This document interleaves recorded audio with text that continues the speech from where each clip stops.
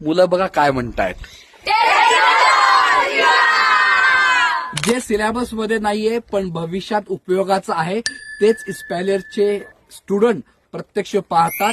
5000 वर्षापूर्वी माणूस गुहेत राहायचा, मग दगड, माती, चुन्याचं घर बांधायला लागला.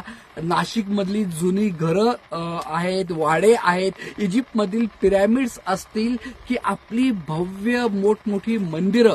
आज माणूस उंच उंच इमारती बांधत इथपर्यंत पोहोचलेला आहे आणि आज पण एका अशा टप्प्यावर इथं उभे आहोत जिथं इमारती बांधल्या जात नाहीये तर चक्क प्रिंट केल्या जात आहेत. इमारत बांधताना वीट लागत नाही, मजूर लागत नाही, तरी सुद्धा इमारत उभी राहते. हे पॉसिबल आहे का? हे शक्य आहे का? आज आपण इथे उभे आहोत एका अशा इमारतीत, अशा बिल्डिंगमध्ये जी बांधलेली नाहीये तर प्रिंट केलेली आहे. ही पूर्ण इमारत जी आहे 3D प्रिंटर, कन्स्ट्रक्शन प्रिंटरने केलेली आहे.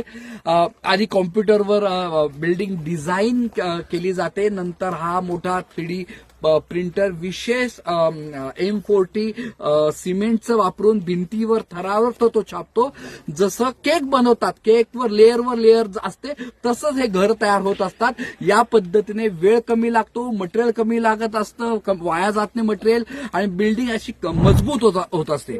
म्हणजे टेक्नॉलॉजी, टाइम, इन्व्हायरमेंट याचा समतोल साधला जातो. पण आता एक खूप महत्वाचा प्रश्न, जर मशीन इमारती बांधायला लागली तर माणसांचं काय, लेबरचं काय, बेरोजगारी वाढेल का, नवीन प्रकारच्या जॉब्स निर्माण करतील याचा विचार करा. तुमचं मत तयार ठेवा. स्टुडंट, पुढच्या वीकमध्ये तुमच्यामध्ये डिबेटची आपण कॉम्पिटिशन घेणार आहोत. यावर आपण ग्रुपमध्ये डिस्कशन करणार आहोत की 3D प्रिंटर्स हे नवीन जॉब्स निर्माण करतील का लेबरला अनएम्प्लॉयमेंट.